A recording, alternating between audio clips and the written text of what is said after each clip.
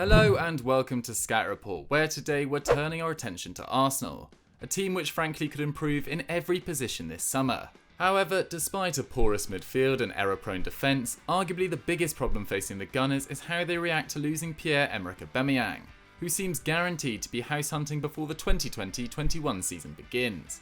The Gabonese forward was the club's top scorer last year with 31 goals, and already has 20 in all competitions this season. Twice as many as Gabriel Martinelli, Arsenal's second most prolific player. But Auba's contract is up in 2021, and with Mikel Arteta's side currently 9th and almost certain to miss out on Champions League football, it's hard to imagine him signing a new deal. So how exactly can the North Londoners fill an Aubameyang-shaped hole? Lacazette, Martinelli, Inshallah. The first solution has a big disadvantage. It looks an awful lot like doing nothing. But Mikel Arteta could choose to ignore the Aubameyang issue altogether. The Gunners are, after all, facing a difficult financial situation, with Champions League and even Europa League revenue unlikely to arrive at the season's end, reduced matchday profit thanks to the empty stadiums enforced by coronavirus, and a £27 million loss already on their books from 2018-19. With all that in mind, plus their ramshackle midfield and ageing incompetent defence, it might be better for Arsenal to spend their cash reinforcing the team's spine, instead of splurging on a centre forward. And in fact, there's reason to believe that the attack could be solid, if not spectacular, even without its leading light. Alexander Lacazette may be having a down year with a paltry 9 goals in all competitions, but when you look at his numbers in more detail, criticism seems harsh. Across his whole time at Arsenal, the Frenchman has been an extremely reliable scorer and creator, with 0.7 non-penalty goals and assists per 90 minutes. That's not far behind Aubameyang on 0.78 or Alexis Sanchez on 0.73. And while the Chilean was the beneficiary of Wenger ball powered by Peak Ozil and Santi Cazorla, Lacazette has been shifted, subbed and scapegoated by 4 different coaches in under 3 years in London. By XG, Lacazette's performances this season have been a dead heat with his captains. Both put up around 0.6 expected goals and assists per 90, and while Aubameyang has scored or assisted every 128 minutes in the Prem, Lacazette's limited game time means he has only scored or assisted every 131, with only Nicola Pepe creating more goals in league play than his 3. Though his finishing may have undergone a slump since Arteta took over, and his shots have dropped from 3.5 a game to 2, the former Lyon man boasts the best XG in the squad since Christmas, and 4 goal involvements to Pepe's 5 and Auba's 6 in that time. Hardly indications of terminal decline. But even if you think he's done, there's always Martinelli. The Brazilian already looks a bargain at £5 million from 4th division Brazilian side Ituano. And while Laca's shooting has been erratic, Martinelli seemingly can't miss. His 10 goals have come in just 16 starts in all competitions, and he has 3 in the Prem despite playing only 600 minutes. The kind of output which suggests potential stardom. However, he remains raw. In his league appearances, the 18-year-old is taking just 1.6 shots a game and completing a quarter of his dribbles, with his best statistics actually his defensive ones, managing over 3 tackles and interceptions per 90 minutes. Of course, all these numbers are still very encouraging in such a young player, but are a long way from being sufficient for a starting centre forward in a team competing for Champions League football. Not to mention the risks involved in starting a teenager week in week out in a physical division. Nonetheless, between Martinelli, Lacazette and Eddie Nketiah, who hasn't played enough minutes to tell us much, it's reasonable to think that Arsenal have enough firepower if they can solidify the centre and improve the supply line to the forwards. Which brings us on to our second suggestion. Before we move on to our next section, just a quick reminder to subscribe to Eurofootball Daily and hit that notification bell to never miss one of our brilliant scout reports.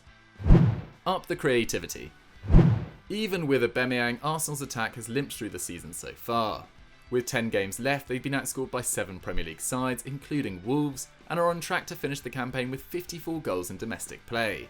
A tally which would represent their worst return since the 1995-6 season under Bruce Rioch. XG paints an even less flattering picture, putting the Gunners in the bottom half of the table, and their awful 11.1 shots a game ranks 14th, between Watford and West Ham, and nearly 4 shots worse off than Ole Gunnar Solskjaer's toothless Man United. This is a far cry from Wenger's final year at the Emirates, when even a flawed and soft-centred Arsenal were able to muster nearly 16 attempts a match. So creativity is an even bigger issue than finishing, and fortunately for Arteta there is some good news to be had. As impressive as Bukayo Saka has been at left back, Kieran Tierney's delivery will be an upgrade, with the Scot creating around 1.4 chances a game in his appearances in the League and Europa League this term. A fully fit Hector Bellerin, who laid on 5 assists in the league in 2018-19, should help on the other flank too. But the real problem is Mesut Ozil. Frankly, the German's form has been frightening in 1920, and not in a good way. Ozil's last few campaigns have been hampered by injury and system changes, and as a consequence he's racked up only 21 Premier League assists since 2016, and just 2 this season. Back in 2016, Ozil was creating 4.3 chances per match, but that dropped to 3.5 2 years ago, and now stands at 2.3, despite his return to his favoured number 10 slot under former teammate Arteta. And more worryingly, he seems to have lost all his incisiveness in open play, with around half of his key passes coming from free kicks and corners, compared to around 37% at his peak. His supporters will say he's defending more, but frankly that's hard to see in his stats too, with 1.5 tackles and interceptions per 90, some way below his best mark of 1.9 since he arrived at Arsenal, and certainly not enough to justify his lack of goal threat, as he now takes only 1 shot every 2 games, the worst figure of his career. This is hardly £350,000 per week well spent at the moment. But at least there are plenty of options in the market which could improve the 11. A star like Martin Odegaard is almost certainly out of Arsenal's range, but they could compete with Man United for Jack Grealish, or make a move for Roma's Lorenzo Pellegrini or Norwich's Emiliano Buendia to fill the gap and bring down the age of the squad. Pellegrini has 9 goal involvements in 18 appearances this year, and a reported €30 million buyout clause, whilst Buendia is increasingly likely to be relegated and available on the cheap. Norwich's young Argentinian is only 23, but has 7 assists in the Prem this year, a record only bettered by Kevin De Bruyne, Trent Alexander-Arnold and Riyad Mahrez, whilst his 3.3 chances created per 90 minutes is 2nd in England and 6th in Europe.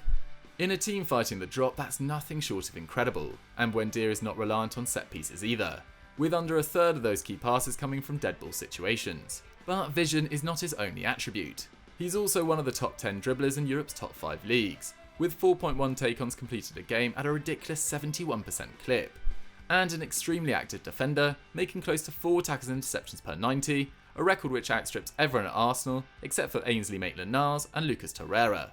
His combination of pressing, one-on-one threat and creativity would make Buendia an ideal fit for Ozil's slot, and even give the Gunners backup in wide areas where they currently have little beyond Pepe and Saka. Still yet to hit his peak, and with a reported wage of just £8,000 a week, Buendia is a no-brainer. New striker. But Arsenal fans, maybe you aren't convinced. Maybe you prefer to sign a direct replacement for Aubameyang, and after all the 30-year-old is still expected to fetch around £50 million on the market, giving Arteta the funds to sign somebody without dipping into Arsenal's tiny piggy bank. To be honest, options are limited when it comes to young strikers right now, and the few stars out there like Haaland, Werner and Lautaro Martinez are probably not going to swap their current clubs for Arteta's. So one option could be to ask for a replacement in any deal for Aubameyang, with Real Madrid apparently unimpressed by Luka Jovic, and Barcelona ready to cut ties with Ousmane Dembele. But if the Spanish clubs are unwilling to part with their young stars, the Gunners do have one excellent option available to them, returning to the same place where they picked up Nicolas Pepe, and trying to secure a deal for Lille's Victor Osimhen. The Nigerian, now playing his first year in a top league after his £11 million summer switch from Charleroi, has tripled his value since the move thanks to 13 goals in Ligue 1. A record only bettered by Mbappe, Sancho and Rashford among Europe's under-23s.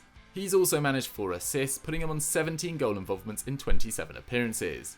And in fact, his XG suggests he should have been closer to 19 goal contributions, the same output per 90 as Sadio Mane. With 3.4 shots a game, Osimhen makes more attempts on goal than anyone in Arsenal's squad, and the Gunners' long-standing focus on shot quality would also match up well with the 21-year-old style, given that 76 out of his 86 efforts this season have come from inside the box. In the Champions League he scored another 2 goals and his shot numbers have stayed much the same, while he actually completes more dribbles and creates more chances in Europe than he has done in Ligue 1, showing a versatile all-round game at the highest level.